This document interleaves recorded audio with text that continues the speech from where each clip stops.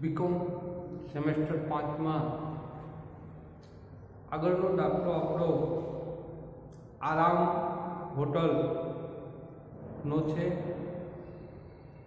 જેની રકમ મેં શરૂઆતમાં બતાવી દીધી. હવે આરામ હોટલ 50 સિંગલ રૂમ સાથે એક નાના પહાડી પર્યટન સ્થળ પર ચાલે છે. આ હોટલ વર્ષ દરમિયાન 6 માસની ઓફ સિઝનમાં ઘટાડેલા દર રાખે છે.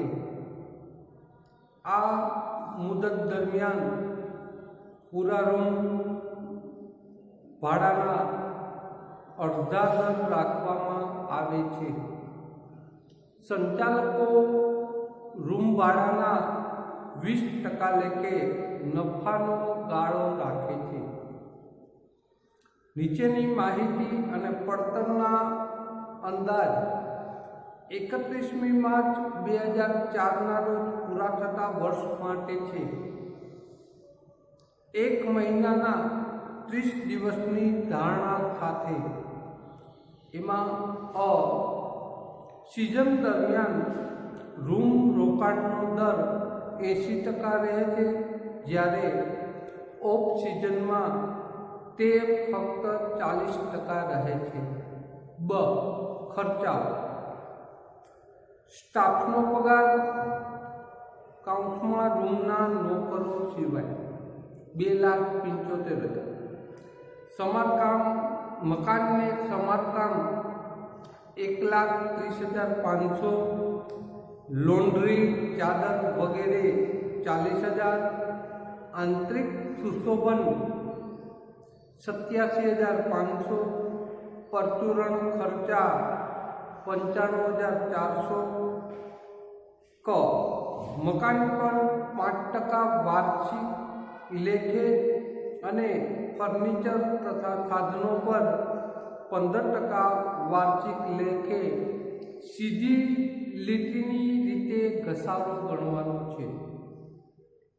રૂમના નોકરોને રૂમ એટેન્ડન્ટ દરેક રૂમ દિવસ દીઠ ₹5 પગાર મહિના દરમિયાન જેટલા દિવસ રૂમ રોકાયેલ હોય તે માટે આપવામાં આવે છે. માસિક વીજળી ખર્ચ રૂમ દીઠ ₹120 છે, જે શિયાળામાં રૂમ દીઠ ફક્ત ₹30 રહે છે અને આ ખર્ચ મહિના દરમિયાન પૂરેપૂરા દિવસો રૂમ રોકાણને આધારે ગણાય છે. હોટલમાં કુલ રોકાણ 100 લાખનું છે, જે પૈકી 80 લાખ મકાનમાં છે અને બાકીનું ફર્નિચર અને સાધનોમાં છે. ઉપરની માહિતીને આધારે તમારે સિઝન અને ઓફ સિઝન બંને મુદત દરમિયાન એક દિવસ માટે રૂમ દીઠ કેટલું ભાડું ચાર્જ કરવું તેની ગણતરી કરવાની છે. આ દાખલામાં સૌપ્રથમ આપણે સિઝન અને ઓફ સિઝનમાં રૂમ રોકાયેલા રહે છે તેની ગણતરી કરશું. સૌપ્રથમ તેમાં કુલ રૂમના દિવસો ગણશું અને ત્યાર પછી રોકાણના દિવસો ગણશું. ત્યાર પછી વીજળી ખર્ચ વિશેનું લખશું, કારણ કે વર્ષના મહિનાના 30 દિવસ કીધું છે. હવે વર્ષમાં 3 ઋતુ આવતી હોય તો શિયાળા વિશે આપણને એમ કહેવામાં આવ્યું છે કે 1 મહિનાનું ₹30 વીજળી બિલ આવે છે,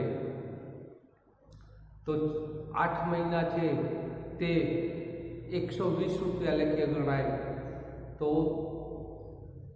8 મહિનાના 120 અને 4 મહિનાના ₹30 લેખે આપણે ગણતરી કરશું વીજળી ખર્ચની. ત્યાર પછી રૂમ એટેન્ડન્ટનો પગાર છે તો રૂમ રોકાયેલા રહે ત્યારે તેને ₹5 પગાર દેવામાં આવે છે, તો તેની ગણતરી પણ કરશું. તો સૌ પ્રથમ રૂમની ગણતરી કરીએ તો રૂમ એને ગુણ્યા મહિના, એને ગુણ્યા મહિનાના દિવસો, એટલે આપણે કુલ રૂમ દિવસો મળે. તો સિઝનમાં હોટેલમાં 50 રૂમ છે, એને ગુણ્યા 6 મહિના, એને ગુણ્યા 30 દિવસ બરાબર કુલ 9000 રૂમ દિવસ. તેવી જ રીતે ઓફ સિઝનમાં 50 રૂમ, એને ગુણ્યા 6 ગુણ્યા 30 બરાબર 9000 રૂમ દિવસ મળે. હવે આપણે રૂમ રોકાણની ગણતરી કરીએ તો સિઝનમાં રૂમ રોકાય તો કે 9000 એને ગુણ્યા 80% આપણને રકમમાં આપેલું છે, તો 9000 ના 80% કરીએ એટલે 7200 આપણને સિઝનમાં રૂમ રોકાણ મળે. અને ઓફ સિઝનમાં રૂમનું રોકાણ 9000 ગુણ્યા 40% આપણને રકમમાં આપેલું છે, તો 36,600 રૂમ રોકાણના દિવસ મળે. આ બજેટનું ટોટલ કરીએ એટલે કુલ રૂમ રોકાણના દિવસો 10,800 થાય. હવે વીજળી ખર્ચની ગણતરી કરીએ તો વીજળી ખર્ચમાં આપણને એમ કહેવામાં આવ્યું છે કે ઉનાળામાં 1 મહિનાનું 120 રૂપિયા વીજળી બિલ આવે છે, અને મહિનાના 30 દિવસ છે એટલે 120 ભાગ્યા 30 કરીએ એટલે એક દિવસનું વીજળી ખર્ચ 4 રૂપિયા આપણને મળે. ત્યાર પછી શિયાળામાં આપણને 1 મહિનાનું વીજળી ખર્ચ 30 રૂપિયા આપેલું છે, અને મહિનાના દિવસો 30 આપેલા છે, તો એક દિવસનું વીજળી ખર્ચ આપણને 1 રૂપિયો મળે. 30 ભાગ્યા 30 કરીએ એટલે હવે સિઝનમાં આપણે 7200 એને ગુણ્યા 4 એક દિવસનું ભાડું શોધ્યું હતું, વીજળી ખર્ચનું વીજળી ખર્ચ શોધ્યું હતું, તો 28,800 રૂપિયા સિઝનમાં વીજળી ખર્ચ આવે. ઓફ સિઝનમાં આપણે રૂમ દિવસ 3600 ગણ્યા છે, પણ શિયાળો 4 માસનો હોય એટલે 2 માસ છે તે 6 માંથી 2 માસનું ભાડું વીજળી ખર્ચ છે તે 4 રૂપિયા લેખે ગણતરી કરશું, એટલે 3600 ગુણ્યા 2/6 ગુણ્યા 4 બરાબર 4800. ત્યાર પછી ઓફ સિઝનનું શિયાળાનું આપણે ગણતરી કરીએ તો 3600 ગુણ્યા 4/6 ગુણ્યા 1 રૂપિયો આપણે અહીંયા એક દિવસનું વીજળી ખર્ચ શોધેલું હતું, તો 2400 રૂપિયા થાય. આ ત્રણેયનો ટોટલ કરીએ એટલે કુલ વીજળી ખર્ચ આપણને 36,000 રૂપિયા મળે. હવે રૂમ એટેન્ડન્ટનો પગાર. રૂમ એટેન્ડન્ટને જ્યારે રૂમ રોકાયેલા હોય ત્યારે તેને 5 રૂપિયા પગાર આપવામાં આવે છે. તો આપણા કુલ રૂમ રોકાણના દિવસો છે 10,800, તો 10,800 ગુણ્યા 5 બરાબર 54,000 રૂપિયા રૂમ એટેન્ડન્ટનો પગાર થાય. હવે આરામ હોટેલનું આપણે સેવા પત્રક બનાવીએ તો તેમાં રકમમાં આપણને આપ્યું છે કે સ્ટાફનો પગાર 2,75,000 રૂપિયા છે, મકાન સમારકામ 1,30,500 આપેલું છે, લોન્ડ્રી ચાદર વગેરેનો ખર્ચ 40,000 આપેલો છે, સુશોભન 87,500 આપેલો છે ખર્ચ, પરચુરણ ખર્ચ છે જે 55,400 છે. ત્યાર પછી ઘસારાની આપણે ગણતરી કરીએ તો 100 લાખનું રોકાણ કરેલું છે, જેમાંથી 80 લાખ છે તે મકાન પર છે, અને બાકીના 20 લાખ છે તે ફર્નિચર અને સાધનો પર છે.